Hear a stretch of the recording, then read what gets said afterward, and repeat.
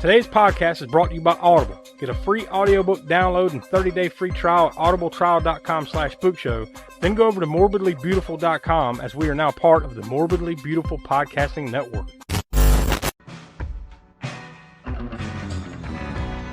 it's alive! It's alive! It's alive! You'll float too!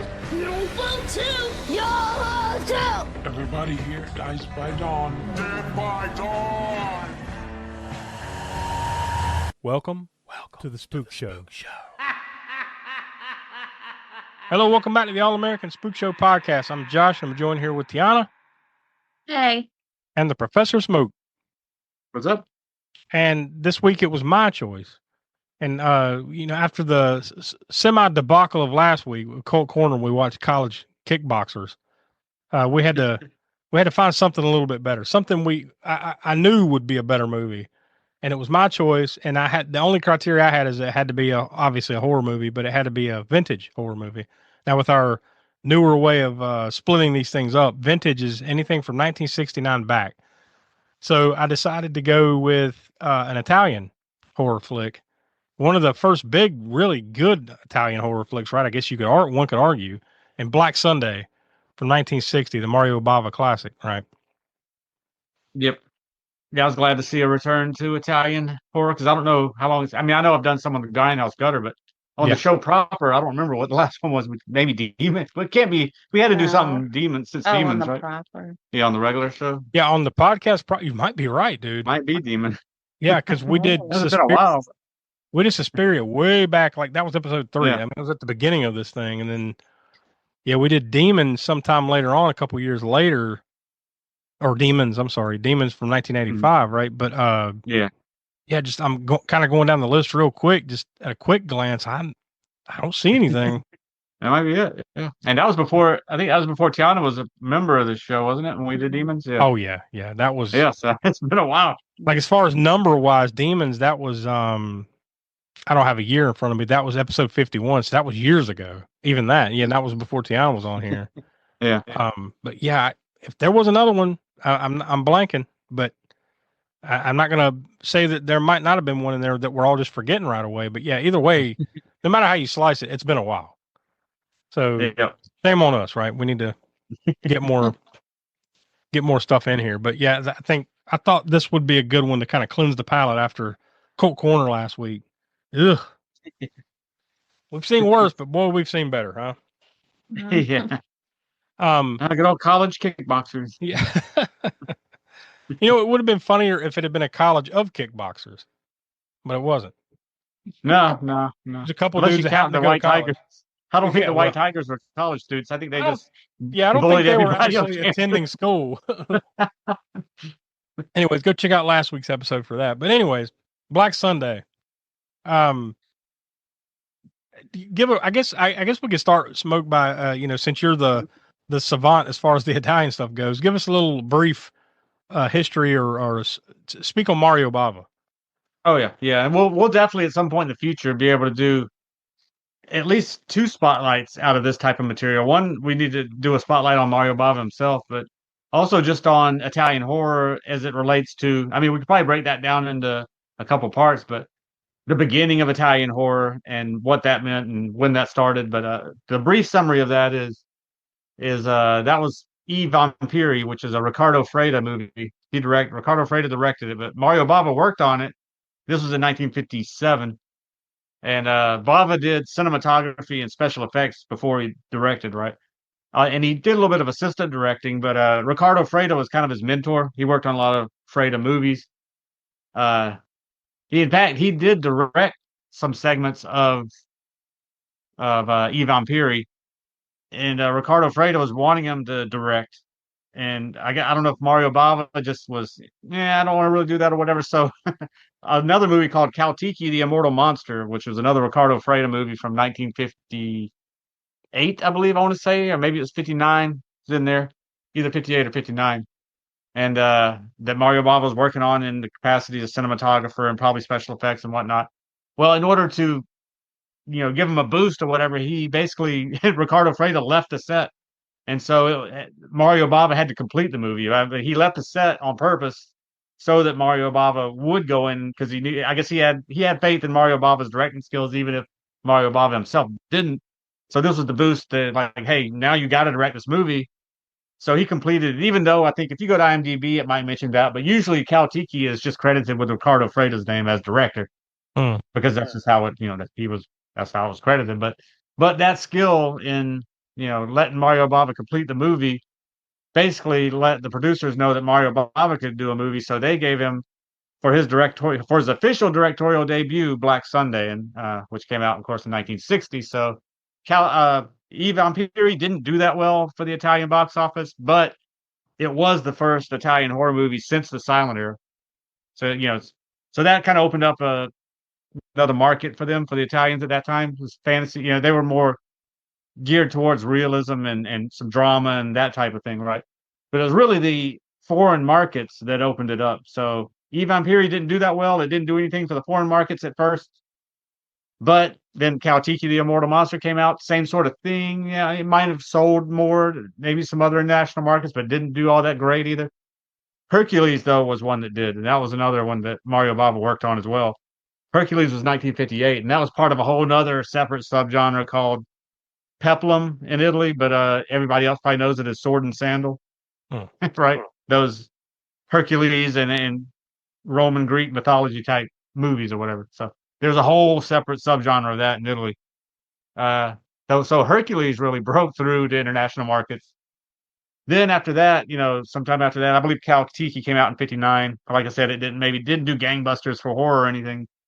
Really, it was Hammer's Dracula in Italy did really well in Italy. So then right after that, it was Black Sunday in 1960 came out.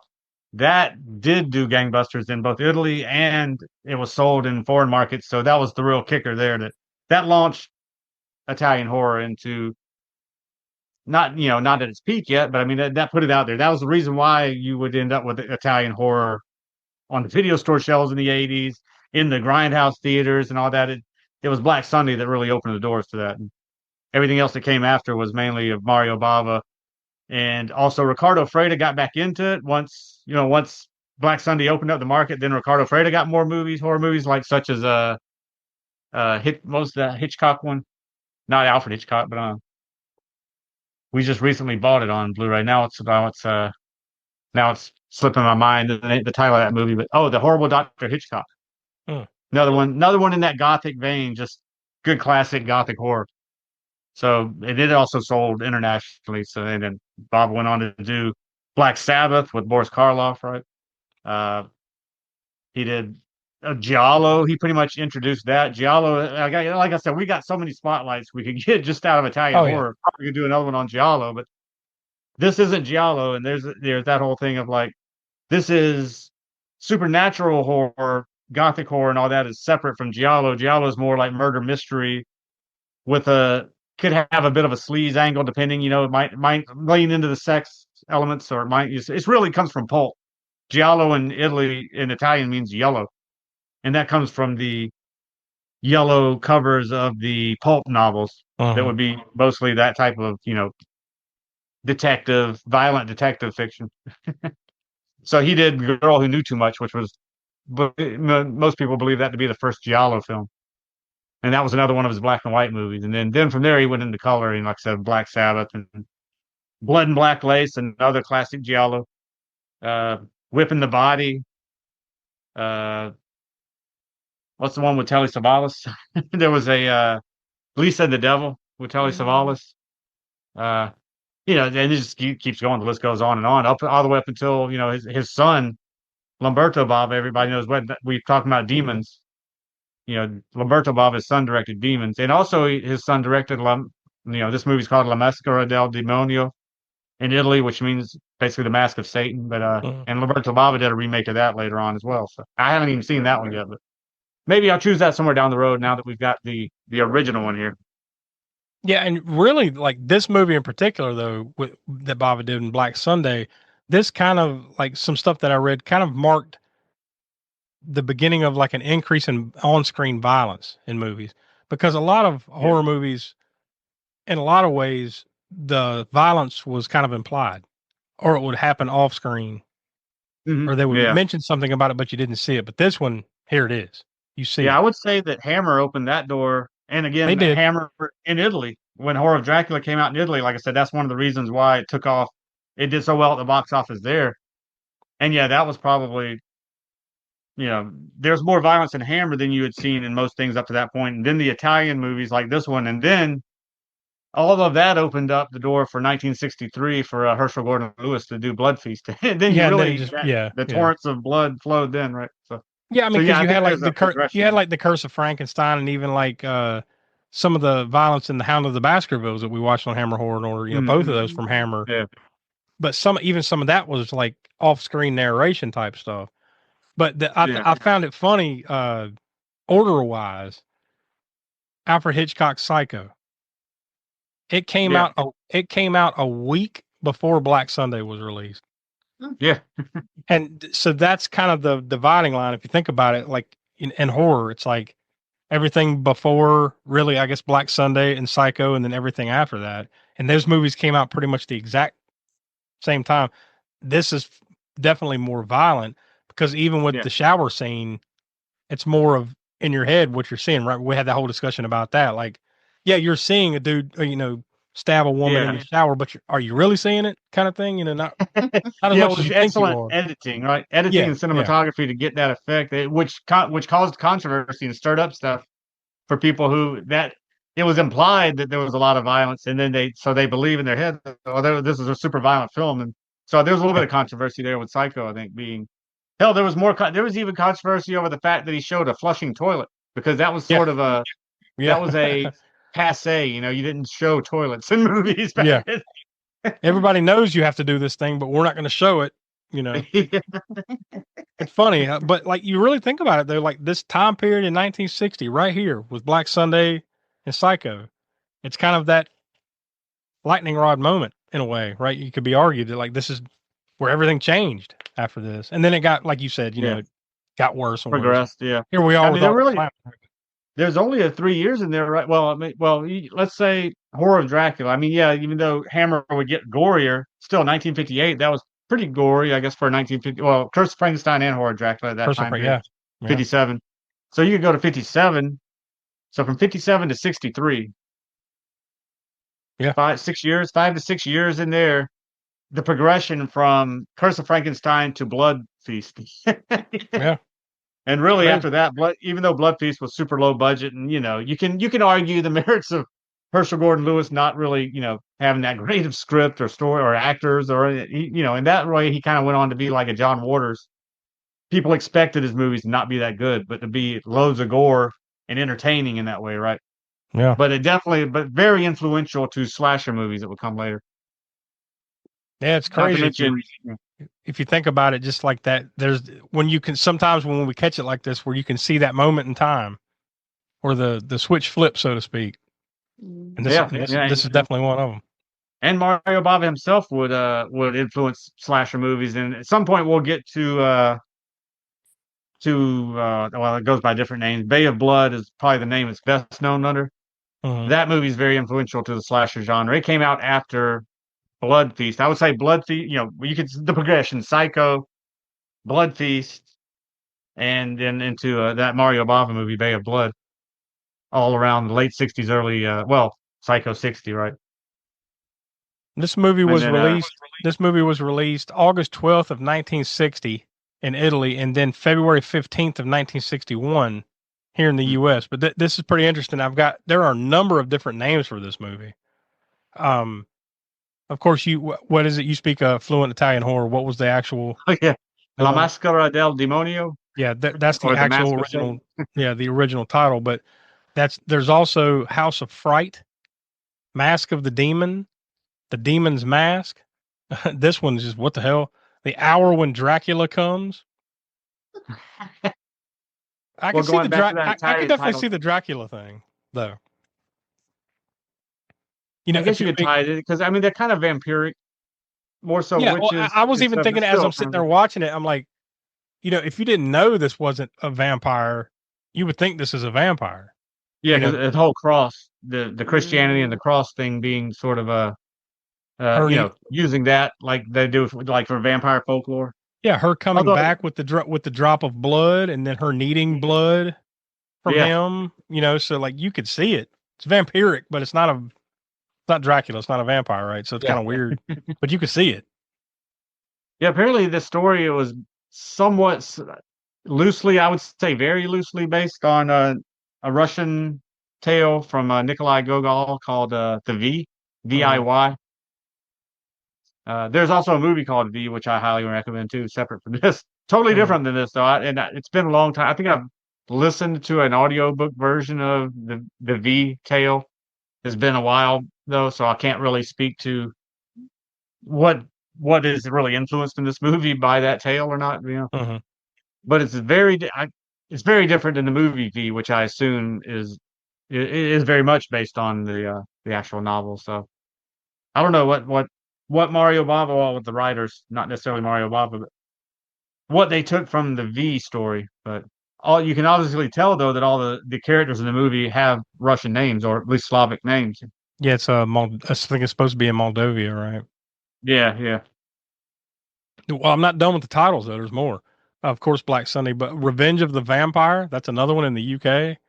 Ah, An alternative title here in the United States. A couple of them. There's Fright, and then there's the one that you've mentioned, The Mask of Satan. oh So yeah. yeah, I guess it just depends on what country you're in, and a lot of these were just alternative titles. Where I guess it got released in some manner on some of those titles. Like there's ones that stick out though to me that are like, what is the hour when Dracula comes, and then the Revenge of the Vampire? Like those are like, okay, but I can see it, but not really. It's like Yeah. somebody naming the movie without watching it. Yeah. Yeah, well, they watched a little bit of it and said, "Oh, there's crosses," and they're kind of scared of crosses, Yeah, and then so just vampires. yeah. Oh yeah, there's some pitchforks and a lynch mob. Yeah, Yeah, yeah. vampires. But Oh, you that. you What could, about that opening scene though? That whole opening, like the gothic atmosphere in the opening scene, is oh god, some of the best filmed, I think. In dude, just like if his. if you watch the first like say 5 to 10 minutes of this and that doesn't suck you in, you just don't like this type of movie. Oh yeah, yeah, Yeah. You just don't like watching old movies or something. Like there's something I ain't gonna say off, but you just don't like this yeah. kind of thing. Because that right there is like, oh hell yeah, let's go. And that violence right off the top in the first scene too. With the mask Oh in god, question, the mask of Satan.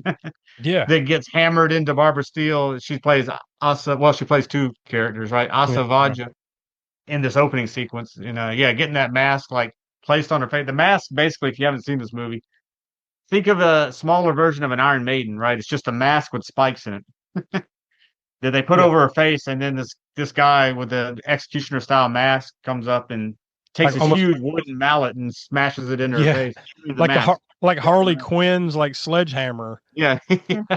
boom, just right into her face. And that the cinema also from a technical standpoint, that's just a cool scene of the mask. You know how they lift it when they're putting it on her, it's like going towards the camera, and then the camera kind of goes through the eye holes of the mask, sort Hmm. of, and onto her face, and then the hammering scene. But I mean, you can definitely tell that this is crafted from somebody who, he was a cinematographer first and foremost before he became a director. So, Yeah. and that shows in pretty much every Oh movie he's yeah. ever done. He's God, cinematographer first, and it then looks so, director. it looks so good. Even a movie that's how many years has it been now? 65 years, right? Am I doing the math right? Yeah, yeah, I think 1960, 1960. 65 Yeah. years old. It looks so good. It looks Oh so yeah, yeah, rich. yeah. Even though it's old black and white and everything, it looks so good. I mean, I can't say it enough. Yeah. But yeah, like And I mean, just the shots, the cinematography, like you said. I mean, it's a notch above a lot of the stuff that you see of this time period. especially with the budget. I mean, well, also one thing that the Italians were known for, if they were known for anything, it's the technical ability that they had. People will criticize their storytelling ability or the fact that the movies often aren't that coherent and play more like a dream. That's because they were very Hmm. visual style, but also just the technical aspects of the movies they were very good at on low budget. Yeah, And yeah, even other no ones doubt like about it. auteurs like Mario Bava were better than even some of the others, just because, like I say, I think for him, he started out as a cinematographer, so that's probably why his movies look the way they do, and it took such time to craft them that in that direction as far as the sets and cinematography go. And he's more well known for his use of color in his color films, but I think he's just equally as good at black and white, because I mean it takes something. People think, oh, it's black and white, you don't have to do, as much as you do with color. Well, to get the right contrast levels in darkness, where you have something that's in the dark and then you want to light, but you want to light it in a certain way or what. I mean, it takes a lot I think to get black and white to look proper for a gothic horror movie. Yeah, I mean, just everything about it, not just beyond the way it was shot. I mean, clearly that's top notch, but just the set design and everything. I mean, like, it's just, I don't know, man. It's just it looks awesome. And this one, I mean, like that crypt was a set, yeah, but it's a beautiful set. I mean, it doesn't look stagey that much though. No, and I mean, there's a little bit off and on that kind of does, but not, definitely better than most of the time. Yeah. I mean, the stagey parts. Better than a lot of the stuff. I was just going to say, better looking than a lot of the stuff we've seen even in the Hammer Horror and Order series. And that stuff looks good. Hammer always did a good job with that stuff, but this is like, you can just tell, like you said, it's just somebody that knew what they were doing and doing it well here. Yeah, how to light a scene, how to, like I said, the mask, little things like the mask. Like I said, that I mean, it may seem small, but when you're watching it, you don't really think of it unless you sit here and pick it apart. I mean, I've seen it enough times now that I'll sometimes watch it just for the technical aspects of it, But those little things, and you'll notice it the more Italian horror movies you watch, even in the really cheap ones, that they are good at doing that type of thing, making something that can be very simple. Let's take the mask and just put it on her face. No, we're gonna have the camera kind of go through the mask or whatever. Yeah. It's kind of like reminds me of the dude's like kind of walking towards the camera with it, and then it cut back around to now you see the other side of it, so like, oh shit, she's about to get these huge spikes to her face. And then they turn back around and place it. Just the flow of that was really cool, which somebody else could have just shot it with like, okay, you walk towards her with the mask. Okay, cool. Especially back then, what a lot of them would have done would have been in shadows. Yeah. Like you would have seen it reflected on a wall, right? Here's a campfire or a bonfire or whatever. Now it's lighting it onto a wall or something, and now you see someone place a mask and they put it on a dummy and then hit it, But no, and you would see that in the shadows too, right? You wouldn't see the full on hammer to the face of the mask into the face. You would maybe see that in the shadow, and a scream, one of those. What do they call those canned screams? Wilhelm scream. The Wilhelm scream. Then it would have cut to everybody being horrified and then move on. Yeah. No, this one, like, you're going to see this, even when they bring her back, later on, when she comes back from the dead, that the effects that they use on that, like her in that crypt coffin, whatever, the hole, whatever, all you see is her face. They take the mask off and like her face is pretty much still intact, right? But like her eyes are sunk in. But then when she gets a little bit of his blood and she's able to come back, the way her eyes were glowing and almost like filling up with goo and like coming back. That was cool. That was it's just a really cool effect. The initial scene of him taking the mask off of her, and then the like little scorpions and things come out of her eye sockets. Now I'm assuming that was just like some model of her face. Like, it's not her laying there with something and then just put a scorpion on her face, right? Like it's just some like I think that's probably a model, a skeletal like a mold of her face, and then they just kind of sunk the eyes out, and then and then put the little scorpion, the young scorpion, not baby scorpions, I don't know, whatever, the youngling scorpions, whatever you call young scorpion. They were all small, coming out like, but it's a cool effect. And regardless of that scene, Mike, you could say whether that, are there scorpions in Moldavia or whatever? Probably not. I don't know. Yeah. But you don't really question it. You just go with it. You know what I mean? Well, this comes from now. Here we go. There's a connection to what we watched a few weeks ago, Halloween 3, Season of the Witchcraft, and the bugs and everything. When they put the mask on, and then her face turns just bug goo, whatever the hell goes on there. Yeah, so it's probably more to do with the witchcraft angle than it is to do with scorpions being native to Moldavia. I think it's just that insects and serpents of the earth kind of thing. The devil and Satan and witchcraft and all that, you just connect all these things together. I guess that's kind of where they were going with it. But Which also we haven't mentioned this yet, but I know you were looking up into some of the research on this. The fact that it was, where was it in the UK? It was banned for Yeah, a while, yeah. for a long time. For I'm like, trying to figure yeah, out why exactly, but I never unless saw it a, had to, a specific yeah, reason or what got edited out when it yeah. eventually did, because it did get an edited release, like I think later in the '60s or something, but it didn't get released in the UK uncut until 1992, I believe it was. Hmm. So I don't know what they. It must have been the Satan stuff, right? That they were against, and then edited some of that out to Maybe finally so. I release mean, it. yeah. Yeah, which is weird because we're talking. I mean, some of the like I said, there's a decent amount of gore in Hammer films, and maybe not 57 or 58, but by the time you get to the ones in this later in the 60s and stuff, Yeah. there's a decent amount of gore in there. So I don't know. I mean, yeah, maybe not to the level of a sledgehammer or big wooden mallet to the face of a spiked mask, Well, we just but talked about one recently on Hammer Horror and Order over on YouTube. Dracula, Prince of Darkness. yeah, the That's that slice scene that where that scene, dude, yeah, that scene where that dude's like hung upside down and like yeah, yeah, cut at the throat to slices let his his blood. throat. Yeah, like dude, that's way worse than anything you see in this movie, violence wise. True, yeah. So I don't know unless it did have to do. Now, even Hammer had one called The Devil Rides Out, which dealt with Satanism and the devil and whatnot. So I don't know. It's kind of a mystery to me why it would be banned there. I mean, and then not even uncut. When it until 1990 what two or whatever you said, Yeah, yeah, 91, 92 or uncut, something. uncut in 1992. Yeah, but we know That's they, probably that DVD, that they Image have, Entertainment. they have been known to be kind of touchy about stuff over there, especially back in the '80s and stuff, right? With the Yeah, the video video nasties, nasties which and all that. So maybe it just kind of got swept up in the satanic panic type stuff back in the '60s, and I don't know. That's the only thing that makes sense to me. yeah. It's odd. I mean, even these days, Walmart. Well, What was that yeah. movie that they took the word Satan out of it? I forget. Oh It was a god, yeah, modern. yeah, yeah. They retitled it. Yeah. Yeah. Now Walmart's always been a weird one to me, especially nowadays though, because remember, I don't know if they still do it or not, but they used to. I know they used to edit music, Yeah, they used to like have a CDs. clean version of something, a Yeah, yeah, they Walmart would. clean Yeah, version. they would. Yeah, they had their edited versions. They didn't sell like Uh, parental advisory sticker stuff. I think they used to do that with some movies too, right? They would release movies, but they would be edited versions or something. But I don't know how much they or at do that least anymore. retitled or something. I don't know how much they do that anymore, but I know just this year I bought the Faces of Death collection on DVD Nice. at Walmart. So what the fuck, Yeah, they're kind of selective on that, I guess. Yeah, it's just. I think sometimes it's like I guess like with anything in life, just especially in this.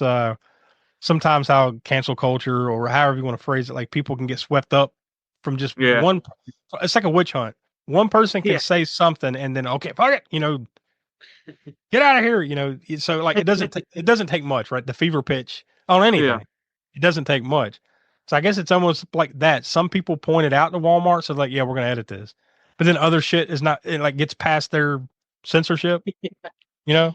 Yeah. I mean, I remember, I don't know if you know the band Dimmu Borgir, that Oh yeah, yeah. Norwegian band. Yeah. Uh-huh. Because I remember, they have some pretty risque.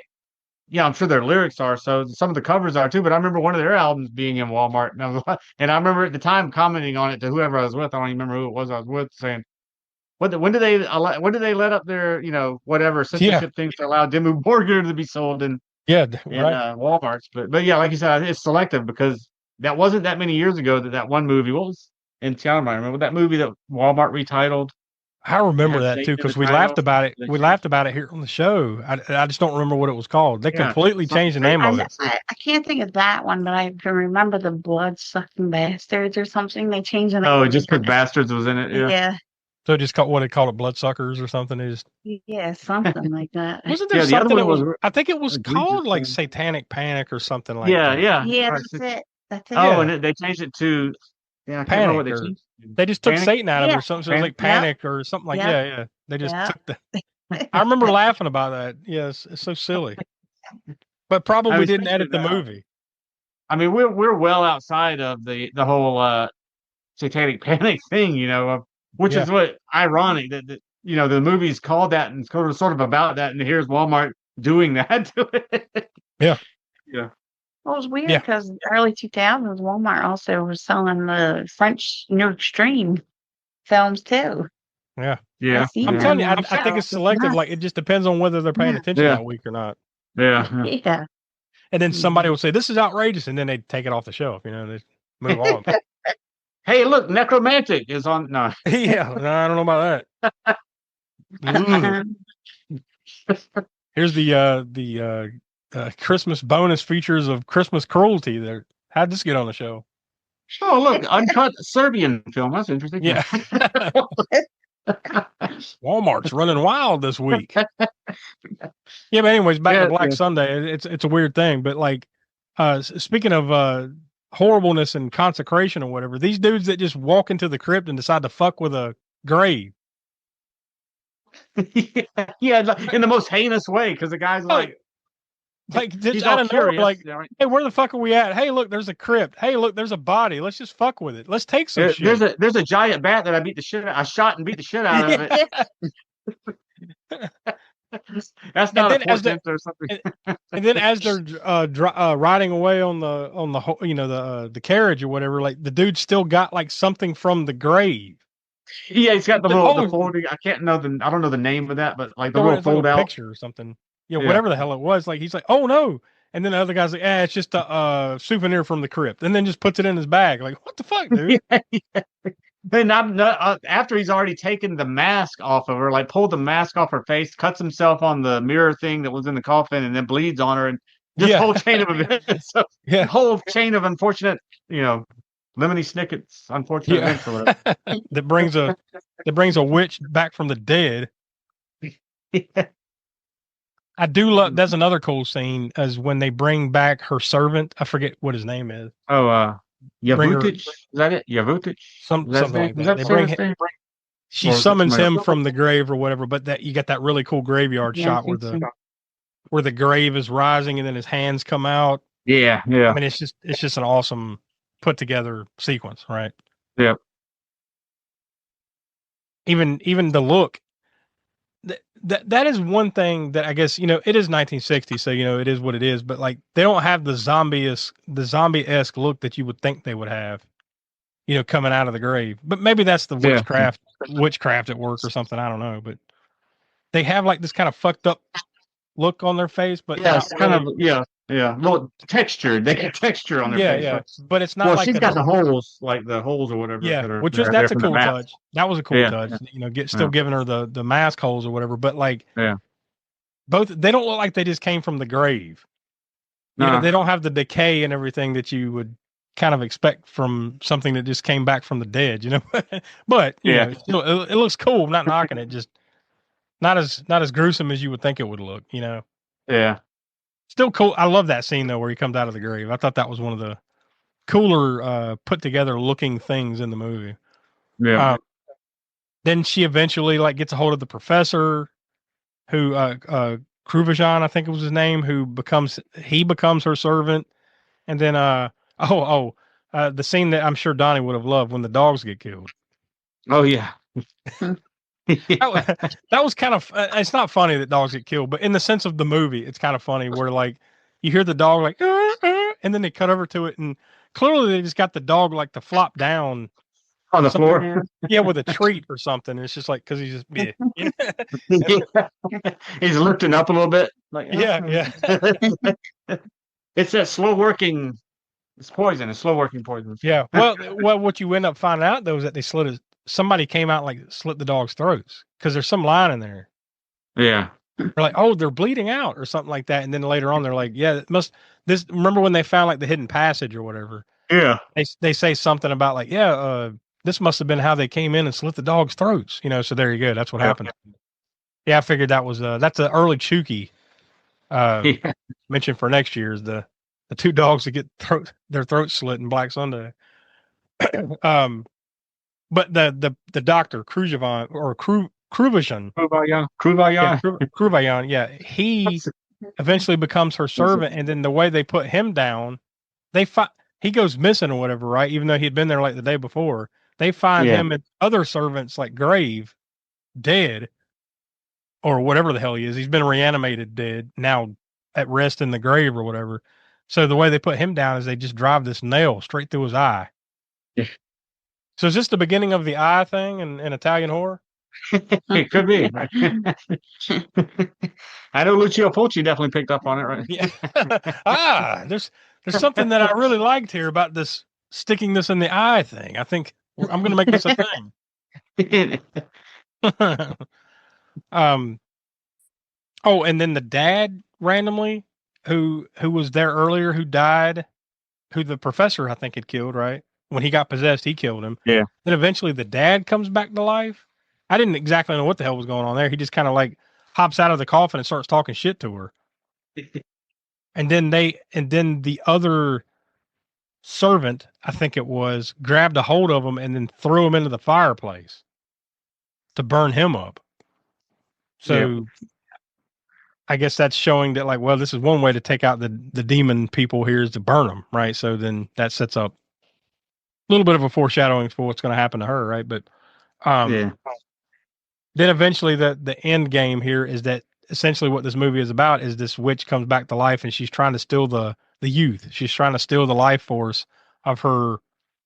Did they ever say whether she is an ancestor or she just happens to look like her? I don't know if they said that. I just assumed that she was. Well, because I thought her name was Vaja. I thought too. Okay. Nadia or like Katia Vaja.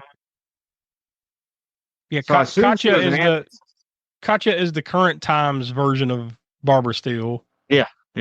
Right, and then Asa is the Asa Vaja. Yeah, so maybe. Well, yeah, Prince Vaja. So it is. Yeah, Constantine. Yeah, I'm just looking at the credits here. Their names are Vajda. So yeah.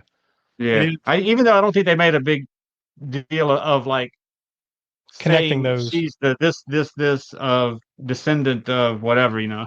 Other than she looks exactly like Yeah. her. So I guess just looking at it is fairly obvious, but I didn't know whether they made that crystal clear that she's just the descendant of her, and that's why she looks exactly like her. But essentially, she's trying to steal her youth, steal her life. So basically, she could come all the way back to life if she could, I guess, basically trade places with her, right? So they try to do the old switcheroo, where like she's laying the current girl is laying on the table, and then the witch is sitting over in the corner, like. And then when her boyfriend, the hero guy, walks in, he's like, "Oh, I know how to stop this," and he's about to nail her through the eye. I assume, the same way they took out the professor, and then he notices the cross on her chest. It's like, "Oh, wait a minute, this can't be her, right?" Because the cross, they're you do the cross like they don't like it, like a vampire. So then that's how they're able to kind of flip the switch. They get a literally a lynch mob comes and grabs her, and then they burn her at the stake. And I think when she died, so to speak, I guess for real this time, that released the curse or whatever that she had on Katya. So in the end, she's able to be herself again. They kiss the end, right? So has a happy ending. Yep. But along the way, you get to see some pretty good violence and get to see a witch burned at the stake. So fun had by all. Which she avoided that in the beginning of the movie, remember, because it was raining or something, so they couldn't burn her at the stake. Yeah. You would think though, if it's that important, and if they had done that, then none of that, she wouldn't be able to come back to life, I guess. So maybe they should have just waited until the rain was subsided and then burned her then. Instead, they just like what they did is they stuck her servant in unconsecrated soil, so he wouldn't come back, and then they just buried her in her ancestor's tomb, which seems like the opposite of what you would have done to something like this. Yeah, because you're just begging for something to happen somewhere down the road. Somebody's going to come across the tomb, take the mask off. He's going to accidentally cut him. Yeah, he's going to accidentally cut himself, get a little bit of blood on her. It's going to be a whole thing. They should have seen it coming 200 years prior. Yeah, somewhere down the line. It's gonna be. Yeah. Well, there you go. Black Sunday from 1960, a true classic for sure. Yep. I don't want to brag, but I picked it, so it's a great flick. So that being said, I'll go first with the thoughts on everything I've said about it. I mean, I don't want to gush too much because it's a great movie. I mean, but it does have some warts just because of the time. It is 1960, so I'm not going to say. For me, I'm not going to say like perfect 5 or anything, but man, like this is a great example of this older type of stuff and how good it can be. You know, like, and trust me, a lot of them aren't. You know, like, because nowadays you really have that dividing line of people that like we've talked about it before. There are people just straight up just don't like watching something because it's a black and white movie. You know, Oh yeah. so there are people that are going to be instantly turned off by, you know, that might listen to this and be like, nah, fuck that, it's old and black and white. But you should give it a chance. In my opinion, this is one of those you should give a chance because it looks great and it's just a great movie, and it makes more sense. We haven't even talked about that much, but it makes more sense than your average Italian movie because sometimes, like you said earlier, Smoke, sometimes they can have like that dreamlike weird. Yeah, where they're not so concerned with the story. plot narrative and Yeah, everything. yeah. Like this one has a pretty direct, you know, there's nothing completely nonsensical that happens in this that takes you out of it, like No. some Italian movies can every once in a while. So yeah, it's well put together, well shot, everything. So I'm gonna say 4 stars. It's a great flick, and I mean I've seen it a time or two, but it's been a long time though since I watched it all the way. Like, you know, within the last 10 years or so, it's been a while, but Mm. I really liked it. So I'm gonna say 4 stars. So Smoke, what do you say?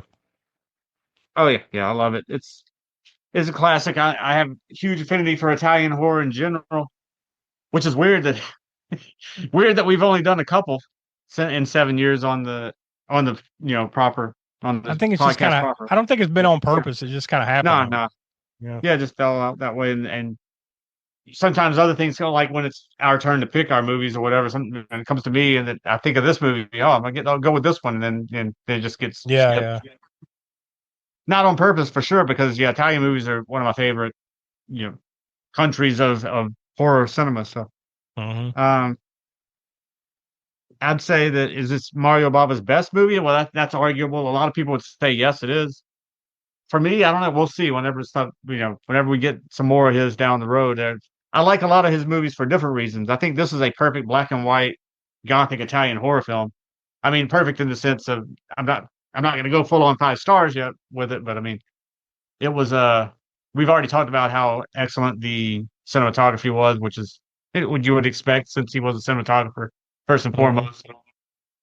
Special effects, the lighting and set design, the actors. This also launched Barbara Steele. I mean, she was, launched her into the Italian market. This was her gateway there, and she was in a shit ton of Italian movies after this. So I'm gonna go with, I think I'll go with 4.25. Tiana, what do you say? Well, it's black and white, it's gothic, it's Mario Bava. 4 stars. That's really all we should have said right there. You nailed it. Um, I hate to spoil the fun, but Donnie gave me his rating, and he didn't like it quite as much as we did. That being said, though, he still gave it 2.5 stars. The only thing he told me was that, you know, basically kind of what we've said. It looks great and everything like that. No complaints there. He's not much of a slow burn person, so I guess he didn't feel that it had a good enough pace for his liking. But I'll let him talk on that sooner or later. We'll ask him about. We'll swing around and say, "What are your actual thoughts on this one?" See what he says. But that's kind of the read of what I got. So he said 2.5 stars. So you add all that up, and that spits us out at 3.6 out of 5 stars. So we all highly recommend you go check it out. Um, Before we close the book on Black Friday, though, we have to get around to our usuals. So Tiana, we'll let you go first. What's the kill count? Could you find out with this?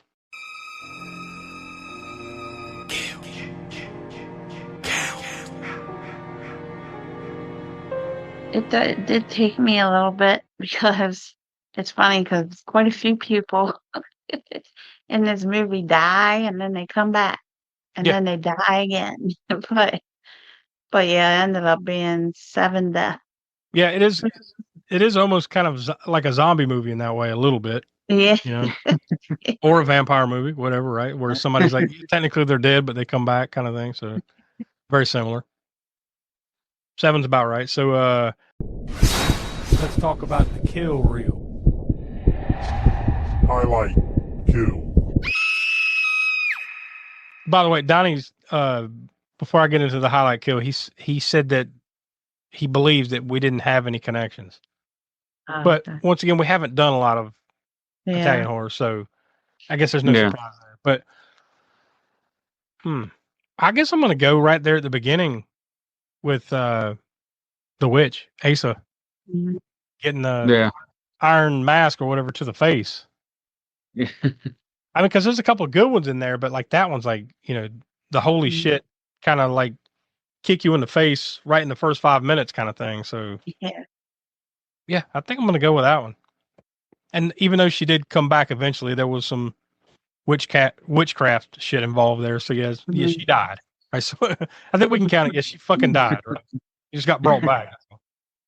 Um, that leads us to you, Smoke. What's the gore score? Gore score. Yeah, I think it's that scene that you just described is probably the most visceral scene in the movie. And there's a few others that are, well, the one we talked about where the mask gets pulled off her face. Also, we didn't mention the sound effect. There's the suction sound, right, of the spikes coming out of her face that they added on there too. And then all the bugs coming out of her eye sockets, and then he bleeds and she reconstitutes. All that's really cool, especially for 1960. Yeah. And fairly gruesome. And then you get into a little bit later on into that. There's not a whole lot of necessarily outright gore, right, that goes on in the second act, or in the conclusion. Even she burns up at the end, like we said.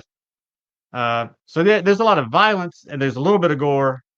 But I think I'll go with a 6 on the gore score. Also, I double checked. I mean, Chaz Balin very well could have given one for this in some other one of his publications. I got Deep Red Horror Handbook on my shelf back here that I usually try and I check and see if he's given anything that we've done a gore score, and usually I'll default to that, or sometimes I might change it depending slightly. I mean, you alter it one way or the other. But if he did do this one, it was in probably one of the Deep Red magazines or some other publication, possibly not in the Deep Red Horror Handbook. So Yeah.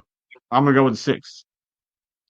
Fair enough. If you think about it, like back in those days, 1960, 1961, you're watching this would have been like us watching Terrifier. You know what I mean? It's like, whoa, what the fuck?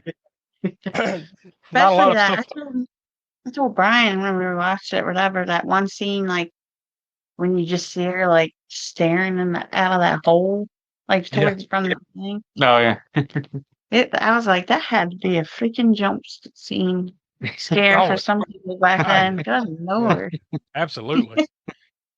Yeah, that's good stuff, man. We totally recommend it. Go check it out.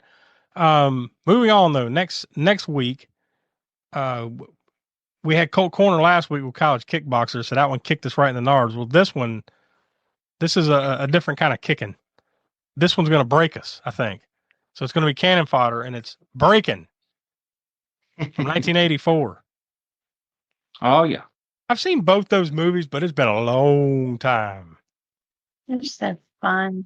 Yeah, I remember seeing them I remember seeing them in the theater, and then that's kind of what that, along with Beat Street, is really what brought that into out of the urban areas of, say, New York or Chicago or LA or whatever, and brought it into anywhere else in the USA, pretty much, right? Yeah, breakdancing. Yeah, the breakdancing was mainstream. Yeah. These movies. Now, some people are like, we'll talk about it when we get to that movie, but you get the people that are like, oh, breaking, this, that LA stuff, blah, blah. It's real breaking was in New York, and it's, Wild Style and the other movie, I mean, Beat Street, whatever. So there's that West Coast, East Coast thing. So next week we'll talk a little bit about the history of breakdancing and how influential this movie was in it. Right, this is one of the ones that helped propel it. So we'll talk about that and have lots of canonific fun, because I think this is I'm not going to say this is top tier canon, but this is upper tier canon, especially compared to a lot of the stuff that we've watched over the last year and a half. Right. Yeah. Other than like Revenge of the Ninja, all the rest is like, ugh. So yeah, there you go. So come back for that next week, and before you know it, we'll have our Thanksgiving selection, and then we'll be heading right into the Christmas holiday season and everything. So, and then the beginning of the year is a big milestone, episode 300, and then whatever comes next after that, you'll find out with us. So come back next week. So for Donnie and of course Will, Tiana, the Professor Smoke, I'm Josh. We are the All American Spook Show, and we'll talk to you next week. And now, folks, it's time to say goodnight. We sincerely appreciate your patronage and hope we've succeeded in bringing you an enjoyable evening of entertainment. Please drive home carefully and come back again soon. Good night.